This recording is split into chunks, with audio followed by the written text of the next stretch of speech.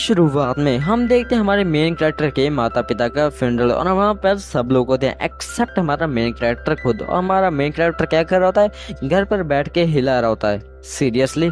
तब हम देखते हैं वहाँ पे दो तीन गुंडे आकर उसे घर से बाहर निकाल देते हैं और उसकी अच्छी पिटाई भी कर देते हैं। इसके बाद हमारा मेन कैरेक्टर जाते हुए सोच रहा होता है कि आखिर मैंने ऐसा क्या किया था भाई कि मुझे घर से बाहर निकाल दिया। तभी वो देखता है कि उसके सामने एक लड़की को दो मुंडे छेड़ रहे होते हैं। तभी वो उसको बचाने के लिए आगे बढ़ता है पर तभी उसका एक ट्रक से एक्सीडेंट हो जाता है और फिर वो प्रेजेंट में आ जाता है जहाँ पे वो सोच रहा होता है कि सपना था, ठीक है ठीक है, मैं जल्दी से इन पुतलों को भी काबू करना सीख जाऊंगा। पर मेरे जादू की काम करने की अभी भी इच्छा उतनी नहीं है जितनी रॉक्सी की है। तभी वो देखता है कि पास वाले कमरे में से अजीब सी आवाजें आ रही होती हैं। तभी वो जाकर देखता है कि वो आवाजें किसी और की नहीं, रॉक्सी की होती है। रॉक्सी क्या कर रही होती है मैं नहीं बताने वाला, खुद देख लो भाई क्या कर रही है।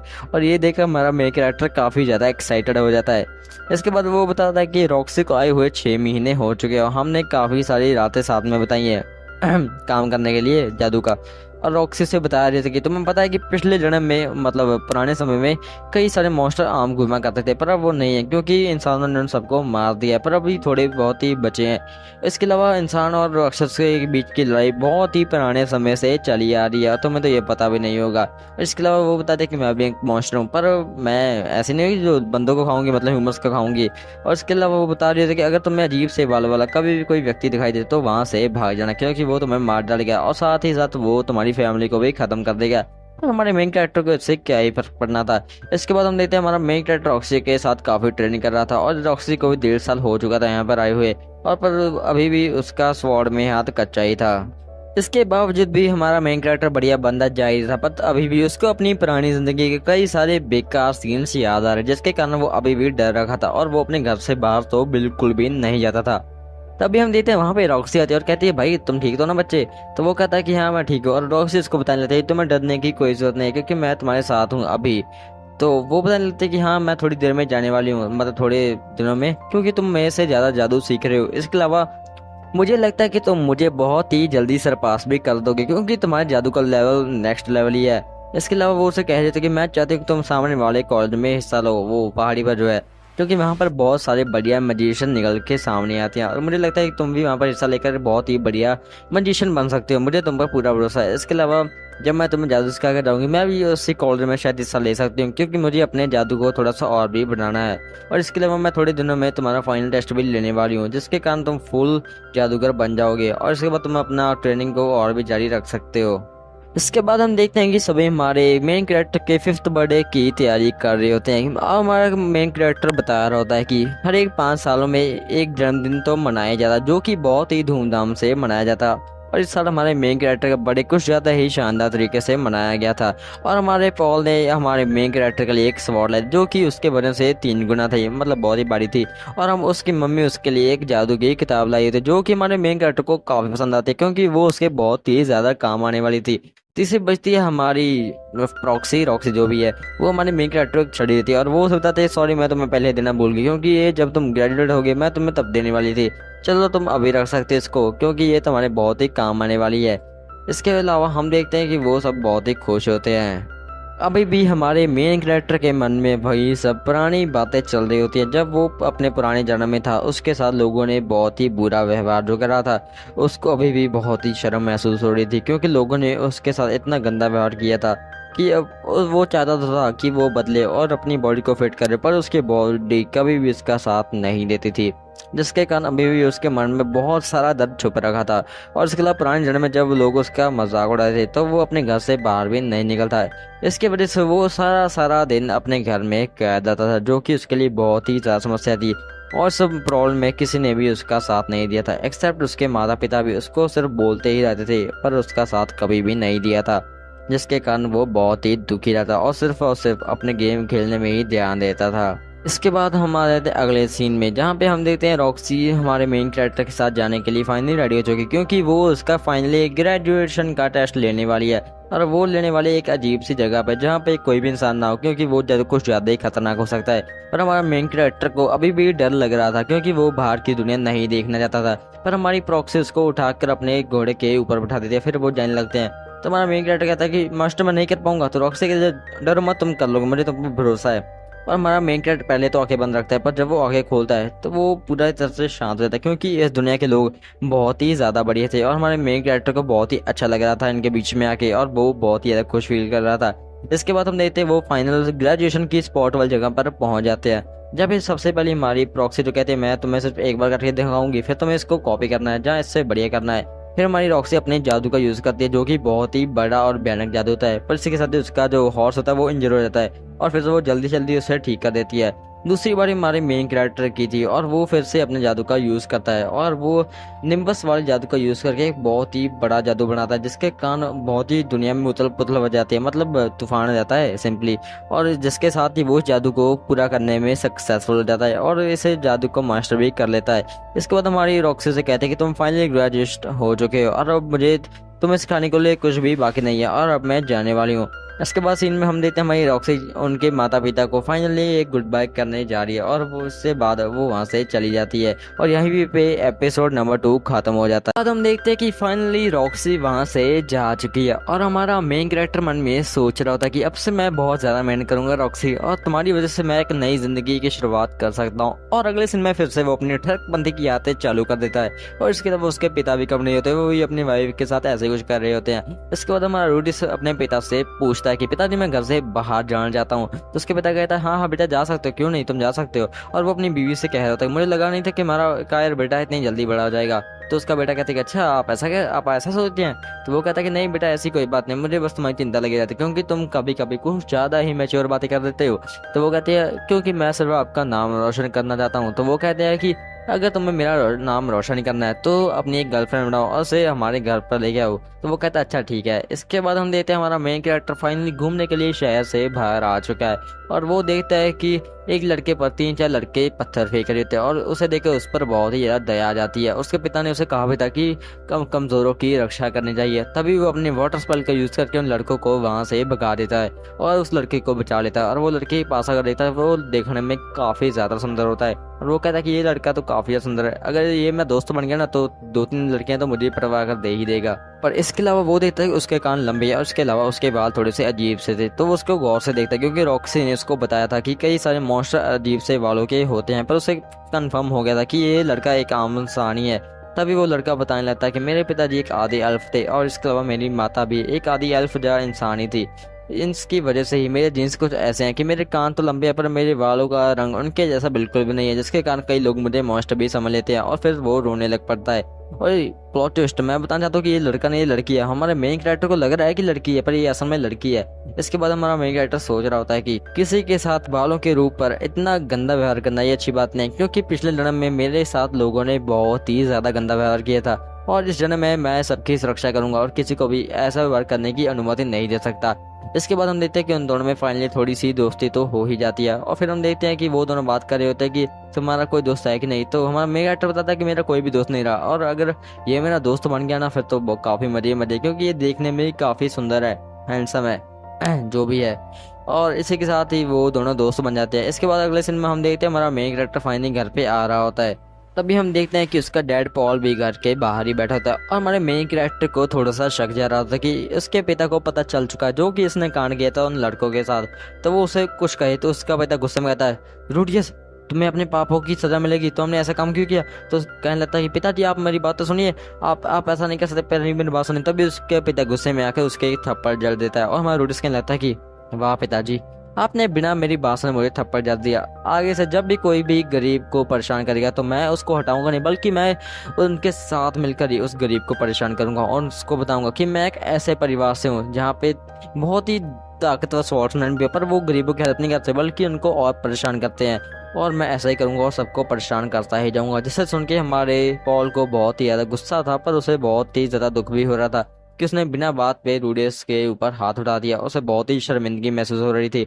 इसके बाद हम देखते हैं रूडियस अपनी माता को सब बातें बताता है और हमारे पॉल को अभी भी बहुत ही बुरा लग रहा था कि उसने अपने बेटे के साथ ऐसा व्यवहार क्यों किया, जबकि वो अपने बेटे को बहुत ही चाहता है और उसे हमेशा सुरक्षा देना चाहता है, पर फिर भी उससे ये गलती क्यों हो गई।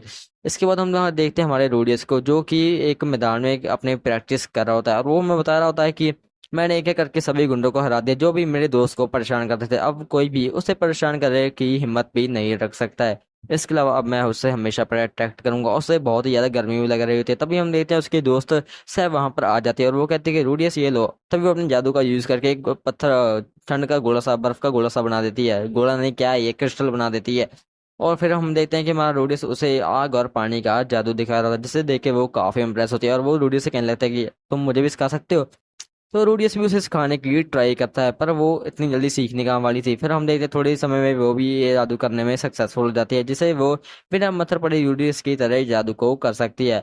इसके बाद हम देखते हैं वहां पर काफी सारी बारिश भी आनी चालू हो जाती है। तब हम देखते हैं कि वो दोनों रूडियस के घर पर आ जाते हैं। फिर हम हमारे देखते हैं कि उसके नहाने के लिए पानी पहले से तैयार होता है और हमारा रूडियस उस लड़की को लेकर ऊपर चल जाता है। तो रूडियस उसे कहता है कि कपड़े उतारो। तो उसे पता नहीं था कि वो लड़की है, तो वो कहती है कि नहीं नहीं, मैं नहीं उतार सकता। तो वो कहता है कि कपड़े उतारो चुपचाप, और उसके धक्के से कपड़े उतार देता है। और फिर वो देख के शौक हो जाता है कि ये कोई लड़का नहीं बल्कि ये एक लड़की है। उसकी फट जाती है, उससे एक बहुत ही बड़ी गलती हो गई है। तो सब वहां से रोकर भाग जाती है। और तब हम देखते हैं कि उसके पिता उससे कहने लगता है, रूडियस बेटा तुमने ये काम क्यों किया। और वो अपने मन में सोच रहा था कि अब मुझे रूडियस से थोड़ी सी आराम से बात करनी होगी, मैं पहली वाली गलती नहीं कर सकता। तो रूडियस से कहना था, सॉरी पिताजी, मुझे पता नहीं था, मुझे लगा था कि वो एक लड़का, और इसके अलावा उसने मुझे बताया नहीं कि वो लड़की है। तो इसी के साथ ये एपिसोड नंबर 3 यहीं पे ही खत्म हो जाता है। एपिसोड 4 की शुरुआत में हम देखते हैं कि हमारी जैनत प्रेग्नेंट हो चुकी है। बहुत ही खुशी की बहुत है, बहुत ही ज्यादा। इसके अलावा इनकी नौकरानी भी प्रेग्नेंट हो चुकी है। वाह, किसने किया है, किसने किया, हाँ हाँ, सही कैस मारा, ये किया है हमारे पॉल ने। सॉरी सॉरी जैनत, से गलती से हो गया। और इसके अलावा पॉल की पिटाई तो होनी ही थी। इसके बाद हम देखते हैं जैनत से उससे पूछ रही है, तो बताओ लीसा, तुम कहाँ जाने वाली हो। कहीं नहीं, मैं अपने गाँव में जाऊंगी। अच्छा, गाँव में 1 मंथ की दूरी पर। कि अब मैं क्या कर सकती हूँ, मेरे पास कोई ऑप्शन नहीं है। और ये सुन के हमारे मेन कैरेक्टर को लीसा के लिए काफी ज्यादा बुरा लग रहा होता है, क्योंकि उसे पता था कि लीसा अगर चली गई तो उनके काम, घर का जो काम होता है वो कौन करेगा। मॉम तो बिल्कुल नहीं करने वाली, क्योंकि उनके बेबी होने वाला है, तो काम तो बहुत ही बढ़ेगा। इसके अलावा वो नहीं चाहता कि लीसा इतनी जल्दी वहां से चली जाए, क्योंकि उनके साथ थोड़ा सा उसका फैमिली वाला रिलेशन सा हो गया था। और वो चाहता है कि लीसा घर में रहे, क्योंकि उसकी सभी पोले जो सीक्रेट बातें हैं वो लीसा को पता ही है, और उन्होंने कभी भी उसके पेरेंट्स को नहीं बताई है। इसलिए हमारा मेन कैरेक्टर अपनी मॉम से कहता है कि मॉम, मुझे पता है कि ये डैड की गलती है, क्योंकि उन्होंने लीसा को फोर्स किया था कि वो उनके साथ करे, और उसे कहा था कि अपनी टांगे खोलो नहीं तो मैं तुम्हें घर से निकाल दूंगा। तो पॉल कहता है कि क्या झूठ झूठ बोल रही है। तो लीसा वो कहती है कि चुप रह, तेरी गलती है सब। और लीसा पूछती है, लीसा क्या ये सच है। तो लीसा कहती है, नहीं नहीं मैडम, ये सच नहीं है। तो वो कहती है, अच्छा मुझे पता चल गया, तुम ये सच सामने सबके सामने नहीं बोलना चाहती, कोई बात नहीं, अब तुम भी हमारे साथ ही रहोगी। और ये सुन के हमारा मेन कैरेक्टर काफी खुश हो जाता है कि उसकी बात घर में मान ली गई है और लीसा फिर से घर में ही रह सकती है। इसके बाद हम देखते हैं कि पॉल हमारे मेन कैरेक्टर के साथ थोड़ा सा कुछ ज्यादा ही हार्श ट्रेनिंग करनी शुरू कर देता है। अपना गुस्सा भी निकालना है, भाई झूठी कहानी बनाई है तूने यार। इसके अलावा हमें पता चलता है कि हमारी नौकरानी की तड़प कुछ ज्यादा ही बढ़ रही थी, क्योंकि वो रोज रात को हमारे जेनिथ और पॉल की आवाज सुनती थी, और इसके लिए उसका भी मन करता था कि वो उनके साथ करे, क्या करे। और इसके अलावा हमारी लीसा बता रही थी कि मैंने कभी भी एक्सपेक्ट नहीं किया था कि ये शैतान जैसे जिगने वाला बच्चा मेरी हेल्प करेगा। अब मैं फैसला कर चुकी हूँ कि अब मैं अपनी सारी जिंदगी मास्टर रूडियस की सेवा करूंगी, और अपने होने वाले बच्चे को भी मास्टर रूडियस की सेवा में लगा दूंगी, और सारी उम्र इनका एहसान चुकाने का काम करूंगी। इसके बाद हम देखते हैं कि उनके घर पर फाइनली 2 बेबीज हो चुके हैं, और एक लड़का एक लड़की है। ये पता नहीं कौन कौन है, मुझे नहीं पता। और हमारा पॉल तो उनसे फिर से वही बच्चों वाले रास्ते कर रहा है, जिसे देख के हमारे मेन कैरेक्टर को काफी चिढ़ हो रही होती है। इसके बाद हम देखते हैं हमारा मेन कैरेक्टर और पॉल फाइनली एक और बैटल कर रहे होते हैं, और वो ट्रेनिंग कर रहे होते हैं कि तभी हमारा पॉल जो होता है वो फिर से अपर हैंड में आ जाता है, और वो अपनी स्पेशल स्वॉर्ड फिर से दिखाने लग जाता है। और हमारे मेन कैरेक्टर को बहुत ही गुस्सा आ रहा है, क्योंकि वो जादू में तो अच्छा है पर उसे स्वॉर्ड चलाने बिल्कुल भी पसंद नहीं है। इसके अलावा हमारा मेन कैरेक्टर फाइट में ही अपनी जादू का यूज भी कर देता है, पर फिर भी पॉल उसको आसानी से हरा देता है। तो वो उसे कहने लगता है कि बेटे ऐसा नहीं होगा, तुम ऐसा नहीं बढ़ोगे बड़े आदमी, तुम्हें सिग्मा बनना चाहिए। तो वो कहता है कि अच्छा, आपके जैसा अपनी वाइफ को चीट करना ये सिग्मा बनती है, बहन के लंड औकात में। उसके पापा उसे कहता है कि अच्छा रूडी से मुझे बता, तुम लड़कियां पसंद नहीं है। अरे देखो भाई कितनी सुंदर है देखने में यार, देखो ना कितनी सुंदर है। तो वो कहता है कि अच्छा डैड, आपके बारे में कुछ भी नहीं कह सकता। तो वो कहता है मुझे पता है बेटा, तुम्हें वो सिल्की पसंद है। हाँ मुझे पसंद है, पर क्या करें, वो बच्ची है अभी, अब जब बड़े होंगे तब हम शादी करेंगे। तो वो कहता है कि अच्छा ऐसी बात है क्या। तो हमारा मेन कैरेक्टर मन में सोच रहा है, भाई बहुत ही कमीना इंसान है, क्योंकि हमारे मेन कैरेक्टर के अंदर उसकी जो पर्सनैलिटी है ना पिछले जाने वाली, वो अभी भी उसके अंदर ही थी, जिसके वजह से वो उनकी सभी बातें आसानी से समझ लेता था। और उसे भी पॉल की कमीनी पंती कुछ ज्यादा ही पसंद थी, क्योंकि वो खुद ही बहुत बड़ा कमीना है। हाँ हमारा मेन कैरेक्टर बहुत बड़ा कमीना है भाई ये। फिर हमारा पॉल उसके स्कूल के बारे में पूछता है कि तुम स्कूल में जाना चाहते हो कि नहीं। तो रूडिस कहता है स्कूल, हाँ स्कूल में। तो उसका पापा कहता है कि नहीं बेटा, अगर तुम्हारी मर्जी है तो तुम स्कूल में जा सकते हो, क्योंकि स्कूल में कुछ ज्यादा अमीर लौंडे आते हैं और तुम्हारे जैसे कि तो टिकने भी नहीं देंगे और तुम्हें काफी ज्यादा परेशान करेंगे। इसके बाद हम देखते हैं हमारा मेन कैरेक्टर एक गार्डन में बैठा होता है और वो सिल्वी का ही इंतजार कर रहा होता है। सिल्वी उसे पूछती है आज हम क्या करने वाले हैं। तो हमारा मेन कैरेक्टर कुछ अजीब सा ही मुंह बना रहा होता है और वो कह रहा होता है मुझे आज कुछ भी पसंद नहीं लग रहा, मेरी जिंदगी कुछ अजीब सी हो गई है, मुझे थोड़ा सा मजा कम ही आता है। और मैं सोच रहा होता कि अब मैं जादू को और अपग्रेड कैसे करूं। मैं सोच रहा हूँ कि मैं एक मैजिकल एकेडमी चले जाऊं जो कि यहाँ से एक 2-3 मंथ की दूरी पर है। तो इस ये सुनते ही सिल्की उसको गले लगा लेते हैं और रोने लगता है कि रूडी प्लीज मुझे छोड़कर मत जाओ, तुम्हारे बिना मैं यहाँ पर क्या ही करूंगी। और रूडी कहता है अच्छा अच्छा ठीक है मेरी माँ, मैं नहीं जाऊंगा। तो रूडी मन में सोच रहा होता कि यार इतनी सुंदर लड़की को छोड़ के जाऊंगा तो कहाँ जाऊंगा, इतनी बढ़िया लड़की यार, मैं तो इसके छोड़ के नहीं जाने वाला कहीं। और फिर हम देखते हैं वो अपने बेड पर वहीं पर अपना शुरू हो जाता है वही गंदे सीन यार। और तभी उसका पिता आता है यार क्या कर रहा है मेरे बेटे। तो पिताजी यहाँ पर क्या कर, चले जाइए यहाँ से। तभी वो कहता है कि ये देखो तुम्हारी लेटर है। लेटर? तभी वो पढ़ के देखता है कि ये रॉक्सी का लेटर होता है और वो उसे बता रही होती है कि हे रूडियस कैसे हो, 2 साल हो गए हमें मिले हुए, मुझे याद है तुम मेरी पैंटी चुरा लिया करते थे और अब ये काम राजा का बेटा करता है, क्योंकि उन्होंने मुझे एक मास्टर के तौर पर हायर किया हुआ है और मैं जल्दी तुमसे मिलने वाली हूँ, क्योंकि मैंने तुम्हारी तरह सभी जादू को मास्टर करना सीख लिया और इसके अलावा मैंने जो तुम्हें जादू सिखाया था उसको परफेक्टली मास्टर कर लिया और अब हम जल्दी एक फाइट भी कर सकते हैं।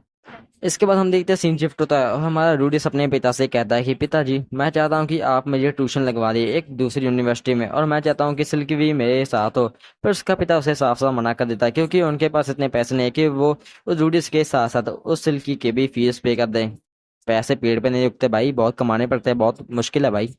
इसके बाद हम देखते हैं कि हमारे रूडियस उसे कहता है कि आप मेरी एक जॉब लगवा दीजिए। तो उसका पता है जॉब, अच्छा ठीक है ट्राई करता हूँ। तब इसके बाद के सीन में हमें दिखाई देता है कि एक बीस्ट वहां पर आता है जो कि आधा इंसान और आधा जानवर सा, जिसे बीस्ट कह सकते हैं आप। और वो रूडियस को लेने आया होता है। तभी हम देखते हैं पॉल हमारे रूडियस पर हमला करता है और वो रूडियस को एकदम से बेहोश कर देता है। और जब रूडियस को होश आता है तो वो अपने आप को एक बैलगाड़ी के अंदर पाता है और वो समझ आता है कि वो फाइनली एक जॉब के लिए निकल चुका है उस बीस्ट के साथ। और यहीं पे एपिसोड नंबर 4 खत्म हो जाता है। इसके बाद हम देखते हैं कि हमारा मेन कैरेक्टर और वो बीस्ट वहां पे जाने के लिए निकल चुके हैं और हमारे बीस्ट जिसका नाम ग्लिन होता है वो हमारे मेन कैरेक्टर को एक लेटर देते हैं जो कि उसके बाप पॉल ने लिखा था, निकम्मे ने। और हमारा मेन कैरेक्टर उसे पढ़ना चालू करता है, बेटा तुम्हें डरने की कोई बात नहीं है, मैं तुम्हारे साथ इस बीस्ट को इसलिए भेज रहा हूँ क्योंकि ये तुम्हारी सुरक्षा भी करेगी और इसी के साथ तुम इसे भी कुछ ना कुछ सिखाई देना। इसके साथ ही मैं तुम्हें ऐसी जगह पर भेज रहा हूँ जो कि एक कॉलेज है और वहाँ पे जाके तुम एक स्टूडेंट को समझाने वाले हो, मतलब पढ़ाने वाले हो, और ये कोर्स 5 साल का होगा और इसी के साथ ही तुम वहां पर जाके एक अच्छी खासी अर्निंग भी कर सकते हो। और यहाँ पे भेजने का मेन मकसद यही है कि तुम सिल्वी से दूर रहो क्योंकि वो अपने पैरों पर खड़ा नहीं उतरेगी अगर तुम उसके पास रहोगे। और ये सुनकर हमारे मेन कैरेक्टर को काफी गुस्सा आ रहा होता है। इसके अलावा हम देखते हैं कि वो फाइनली उस जगह पर पहुंच चुके हैं और वहां पे हम देखते हैं कि उसके सामने एक बंदा आता है जो कि उसी शहर का मेयर होता है। और इसके अलावा वो उसे बताने लगता है कि मैं हूँ फिलिप फॉल गेरेट गेरेट, क्या नाम है भाई ये। और वो कहने लगता है कि मैं तुम्हारे पॉल का कजन ही हूँ। और ये सुन के हमारे मेन कैरेक्टर को तो काफी खुशी होती है, चलो अच्छा है इसका भाई है, मतलब मैं एक फैमिली में आया हूँ। इसके बाद वो उसे बताना रहता है कि सुनो बेटा, तुम्हें एक ऐसी बच्ची को पढ़ाना है जो कि मेरी बेटी तो है पर वो थोड़ी सी मनमौजी भी है और इसके अलावा वो अपनी ही मर्जी करती रहती है, तो तुम थोड़ा सा संभल के रहना। इसके बाद हमारा मेन कैरेक्टर उसे कह रहा होता है कि डरने की कोई बात नहीं है, मैं उसे आसानी से पढ़ा लूंगा। और उसका कॉन्फिडेंस देख के फिलिप को थोड़ा सा हौसला हो जाता है कि उसकी बेटी के लिए फाइनली एक ट्यूटर तो मिल ही जाएगा। तब हम देखते हैं कि वो फाइनली उस लड़की के पास आ जाते हैं और हम पता चलता है कि उस लड़की का नाम होता है एरिस, मतलब लेडी एरिस जो भी है। और हमारा मेन कैरेक्टर उससे थोड़ा सा हाई हेलो करता है पर वो गुस्से में कहते हैं कि क्या तुम मुझे पढ़ाओगे बच्चे, तुम तो वैसे भी छोटे हो। तुम्हारा मेन कैरेक्टर कहने लगता है कि उम्र से कोई फर्क नहीं पड़ता, वैसे भी जो मैं कर सकता हूँ वो तुम नहीं कर सकती। और वो गुस्से में आके उसके एक थप्पड़ जड़ देती है जिससे हमारा मेन कैरेक्टर काफी गुस्से में आ जाता है और वो भी उस लड़की के एक थप्पड़ लगा देता है। और वो उससे पहले कुछ कह पाता वो लड़की उस पर टूट पड़ती है और उससे एक पंच पे पंच मारना चालू कर देती है जिसके कारण हमारे मेन कैरेक्टर की हालत बुरी हो जाती है। वो अपने हवा वाले जादू का यूज करके वहां से भाग जाता है और वो सोच मन में कह रहा होता है कि पॉल के बच्चे तुमने मुझे कहाँ फंसा दिया भाई। और इसके बाद हम देखते हैं कि वो हमारे फिलिप के पास आता है और वो उसे बताने लगता है कि अंकल हमें कुछ ऐसा करना चाहिए कि जिसके साथ उसका दिमाग पढ़ाई की ओर लग जाए। तो वो कहता है कि अच्छा बताओ हम क्या कर सकते हैं। तो वो उसे एक्ट के बारे में सुझाव देता है कि वो नकली एक्टिंग करेंगे जिसके कारण उसकी बच्ची को पढ़ाई की अहमियत के बारे में समझ आ सकता है। इसके बाद हम देखते हैं कि हमारा रूडी से फाइनली अपने रूम में आ चुका है और वो सोने की कोशिश करता है। और इसके अगले सीन में वो हम देखते हैं कि हमारा रूडी से कार कोठरी में बंद होता है और वो एक क्या होता है, वो डब्बे के अंदर होता है, डब्बा ही होता है ना भाई, क्या होता है वो। और इसके साथ ही उसके साथ ही आयरिस भी होती है और वो उसे दिखाकर अजीब सा हंसने लगता है और आयरिस उसे कहती है कि कहाँ पर है, मुझे बताओ, खोलो मुझे। तब हमारा मेन कैरेक्टर उससे कहता है कि बेवकूफ लड़की, चलो अपनी रस्सी खोल लो, मैं तो अपने जादू से यूज करके इस रस्सी को खोल सकता हूँ, पर तुम क्या करोगी। तब हम देखते हैं वहां पे एक बहुत ही हट्टा कट्टा बंदा जाता है और आयरिस से कहते हैं कि दूर हट, बदबूदार कहीं के, मैं तुम्हें गाड़ दूंगी जमीन के अंदर। और हमारा वो बंदा पूरे गुस्से में आकर उसे काफी पीटना चालू कर देता है और हमारे मेन कैरेक्टर को शक हो रहा था, एक्टिंग चल रही है भाई कि लीगल है, और बंदा उसे इतना मारता है उसके मुंह से खूनना चालू हो जाता है। और इसके बाद वो हमारे मेन कैरेक्टर को एक पंच जड़ देता है। इसके बाद हमारे मेन कैरेक्टर को उस लड़के पे थोड़ी सी दया आ जाती है और वो अपनी हीलिंग मैजिक का यूज करती है, उसे थोड़ा सा हील कर देता है कि वो चल फिर सकती है। पर वो उसे पूरा हील नहीं करता, तो वो कहती है प्लीज मुझे पूरा हील कर दो। तो वो कहता है कि अपने आप को खुद कर लो ना, तुमने पढ़ाई नहीं की, अब इसकी सजा भी तुम ही भुगत सकती हो, मैं नहीं, क्योंकि मैं जादू करके यहाँ से निकलने वाला हूँ। तभी वो दोनों गुंडे आपस में बात कर रहे होते हैं कि अगर उन्होंने थोड़ा सा और शोर मचाया तो उनका काम तमाम कर देना। और हमारे मेन कैरेक्टर को समझ आएगा कि दाल में कुछ ना कुछ तो काला है, मतलब पूरी दाल ही काली है, इसलिए वो सोच रहा है कि इनको मारूं नहीं, इतना रिस्की काम नहीं ले सकता मैं, मुझे लगता है मुझे यहाँ से चले जाना चाहिए और इस लड़की को यहीं पर छोड़ जाना चाहिए। तो वो लड़की कहती है कि प्लीज प्लीज मुझे भी यहाँ से ले आओ। तो हमारा मेन कैरेक्टर कहता है तुम वादा करते हो कि तुम चिल्लाओगी नहीं। तो वो कहती है प्लीज प्लीज मुझे लेकर जाओ। तो वो कहता है वादा करो, और वो वादा कर देती है। इसी के साथ ही वो दोनों वहां से भाग जाते हैं। इसके बाद हम देखते हैं कि वो दोनों बाहर से बाहर तो आ जाता है, पर जो लड़की थी वो अपना वादा तोड़ देती है और वो बोलना चालू ही रखती है। इसके बाद हम देखते हैं कि वो दोनों एक टांगे में, क्या रिक्शा, हाँ टांगा, टांगे में बैठे होते हैं, वहां से जाने लगते हैं। पर हम देखते हैं कि अभी वो गुंडे उनका पीछा कर ही रहे थे। जिसके बाद हम देखते हैं कि वो दोनों फाइनली अपने शहर, अपने किंगडम तो पहुंच जाते हैं। पर हम देखते हैं कि एकदम से कोई बंदा आके आयरिस को किडनैप कर लेता है और हमारा मेन कैरेक्टर उसे बचाने के लिए उसके पीछे आता है और अपने जादू का यूज करता है।